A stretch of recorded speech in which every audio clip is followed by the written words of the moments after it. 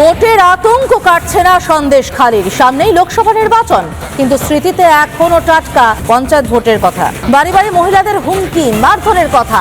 যেখানে দিন কেটেছে তো রাত কাটা মুশকিল হয়ে গিয়েছে। ভোট আসলেই শাহজাহান বাহিনীর তাণ্ডব শুরু হয়ে যায় যে, সে কথা মনে করেই এখনো ভয়ে কাঁপছে সন্দেশখালী। শাহজাহান ধরা পড়েছে বা আরো কয়েকজন ধরা পড়েছে, কিন্তু মানুষের ভিতরে যে একটা ভীতি, সেই ভীতিটা তো এখন তো কাটছে না। কেন্দ্র বাহিনী দিয়ে ভোটটা হোক, আমার যে সমস্ত ছেলেরা আছে তাদের প্রতিটা বাড়িতে এইভাবে বেরিয়ে গেল, যে সমস্ত বাড়িগুলোকে শাসাতে তারা গেল। পিস্তল রয়েছে মানে তাদের হাতে, কোদালে বাঁট আছে, লাঠি আছে। প্রার্থী যদি দাও তাহলে কিন্তু মানে এই ঘর বাড়ি আস্ত থাকবে না। শিবু হায়রা, উত্তম বা শাহজাহান এরা গিয়েছে, এতে ভয় কিন্তু এখনো সম্পূর্ণভাবে কাটেনি, কারণ এদের সাগরেদরা এখনো বাইরে ঘোরাফেরা করছে।